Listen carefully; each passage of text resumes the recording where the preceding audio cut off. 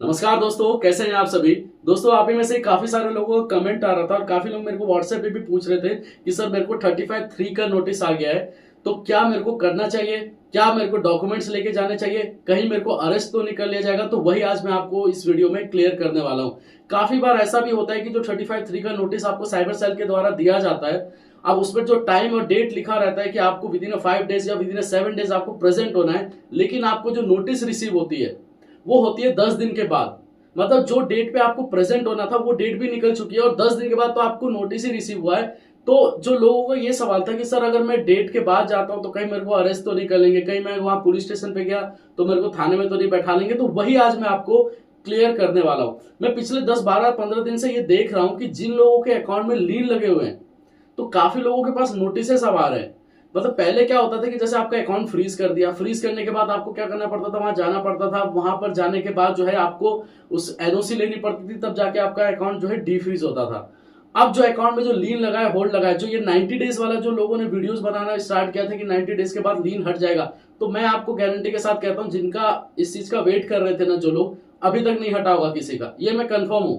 जो 90 डेज वाला सिस्टम था वो गया, जो मार्च तक बोल रहे थे कि आपका अकाउंट में जो भी लीन है, जो भी होल्ड है वो हट जाएगा। अगर हट गया होता ना तो आज भी लोग मेरे को मैसेज नहीं कर रहे होते कि सर ये लीन हटाना है, प्लीज कुछ तो कीजिए कि लीन हटाना है मेरे को। अब जो देख रहा हूं कि लोगों के पास ना नोटिस ज्यादा आ रहे हैं। पहले क्या होता था, अकाउंट फ्रीज हुआ, आप वहां पर गए एनओसी लेके आ गए। अब जो लोग सोचते हैं कि अरे छोड़ो लीन लगा हुआ है, कोई बात नहीं, लेयर 2 पे लेयर 1 पे कोई ऐसा दिक्कत नहीं है, ट्रांजैक्शन तो मैं कर ही पा रहा हूं, लेकिन मैं अभी देख रहा हूं कि नोटिस जो है वो ज्यादा आ रहे हैं। पहले क्या होता था कि लोग मेरे पास क्वेरी लेके आते कि सर मेरे को अकाउंट का डिटेल नहीं मिल रहा, सर मेरी ये प्रॉब्लम है। अब सीधे लोग व्हाट्सएप पे जो मैसेज कर रहे हैं फिर बोलते सर ये रहा नोटिस मेरे पास, अब नोटिस आ गया, मैं इसका आंसर क्या दूं। अब मैं आपको ये दिखा रहा हूं कि एक कस्टमर के पास नोटिस आया। अब नोटिस आने के बाद इस पर लिखा हुआ है, पहले आप ऊपर डेट देखिए कि 20 मार्च को जो है बनाया गया होगा नोटिस। अब उसके बाद 25 को जो है इनको बोला गया 25 मार्च को आप प्रेजेंट हो जाइए, इन्वेस्टिगेशन ज्वाइन कीजिए। अब कस्टमर को ये रिसीव हुआ है 4 अप्रैल को, मतलब नोटिस के 9 से 10 दिन के बाद, जब उनको प्रेजेंट होना था वहां पर। अब यहां पर क्या है कि ये कस्टमर के साथ वो तो चलो हमारा एडवोकेट वहां पर गए तो वो सॉर्ट आउट हो गया, लेकिन अभी जैसे ये आज मैं भी वीडियो बना रहा हूं, ये बना रहा हूं 6 अप्रैल को। अब जहां पर जो है कस्टमर को जो नोटिस रिसीव हुआ तो ये इंस्टेंटली वहां पर गए, एडवोकेट वहां पर थे और जाके बातचीत करके जो भी था फॉर्मेलिटीज वो उन्होंने पूरी कर ली। तो अगर आपका कोई डेट आगे निकल भी गया तो उसमें घबराने की जरूरत नहीं है। अगर नोटिस आया है आपके पास तो आप भले 10 दिन के बाद चले जाइए या 5 दिन के बाद चले जाइए, जो भी आपको टाइम सेट हो रहा है आप उसके हिसाब से चले जाइए। ये नहीं कि आज नोटिस आया आप 1 साल के बाद जाऊंगा, ऐसा बिल्कुल मत कीजिएगा। अब काफी लोग ये सवाल करते हैं कि सर अगर नोटिस आ गया, अब मैं इसमें कुछ भी नहीं करता, मैं इग्नोर कर रहा हूं नोटिस को। तो देखिए इग्नोर मत कीजिए। क्यों नहीं कीजिए, मैं उसका एग्जांपल भी बता रहा हूं।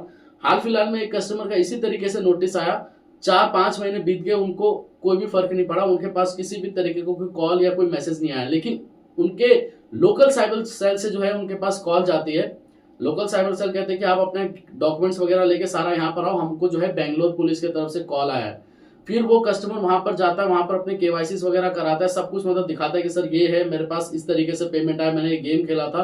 फिर पुलिस जो है उसको बोलती है कि आप बेंगलोर जाओ, और वो कस्टमर फिर जो है 2 से 3 दिन के बाद बेंगलोर जाता है। देखिए 2 तरीके से पुलिस वाले जो है आपको अप्रोच करते हैं नोटिस के बाद। पहला कि आपको बिना वहां पर बुलाए, मतलब कि आप वहां पर मान के चलो कि आपका कंप्लेंट हुआ बेंगलोर से, आप वहां पर गए नहीं, लेकिन 35 का नोटिस आपको रिसीव हुआ है मान के चलो यूपी में, और आपको जो है पुलिस वाले आपके घर नहीं गए, वो क्या करते हैं आपके नियर बाय साइबर पे कॉल करेंगे और आपको वहां पर बुला के आपका तहकीकात करेंगे कि एक्चुअल में क्या है, जेन्युइन है भी नहीं कि आदमी वो वहां रहता भी है कि नहीं रहता, एक्चुअल में करता क्या है। तो वो एक्सप्लेनेशन आपको अपने लोकल साइबर थाने में जाके देनी पड़ती है, किसके बिहाफ पे, किसके बोलने के बिहाफ पे, जहां से आपका कंप्लेंट है। फिर उसके बाद आपको अपने टाइमिंग के हिसाब से फिर वहां जाना ही पड़ता है।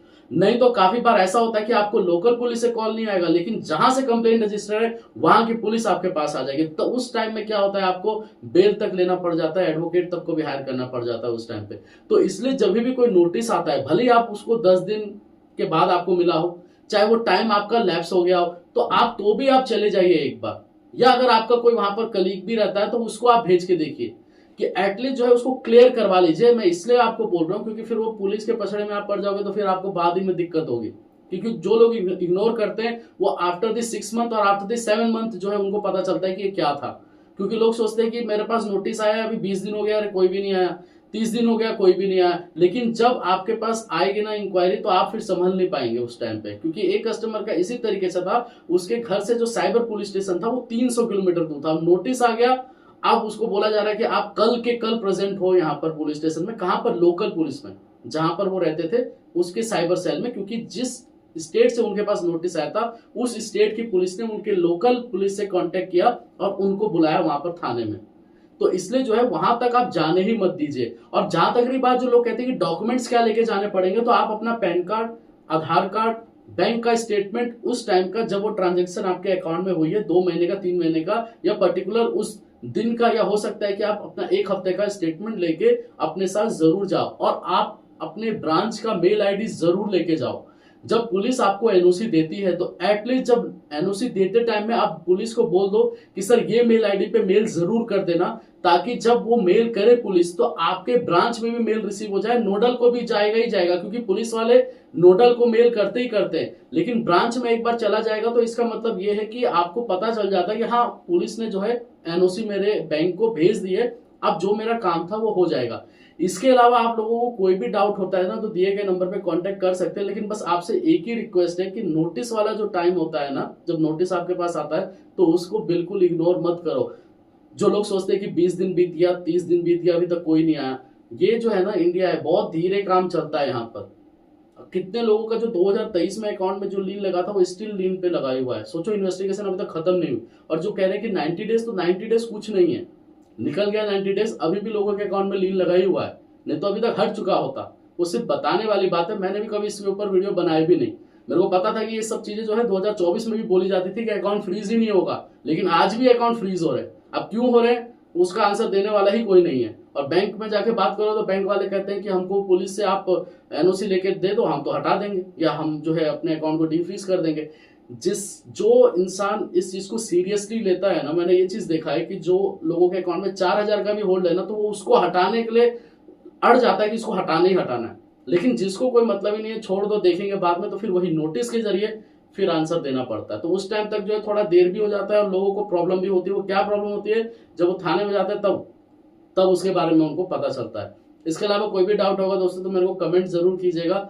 साथ ही साथ नंबर मैंने आपको दे रखा है, नंबर आप जो है मेरे को कांटेक्ट कर सकते हैं। लेकिन बार बार मैं स्टूडेंट को बोलूंगा कि अपने पेरेंट्स से बात करो अगर आपके अकाउंट में कोई साइबर कंप्लेंट हुआ है तो। ठीक है दोस्तों, धन्यवाद।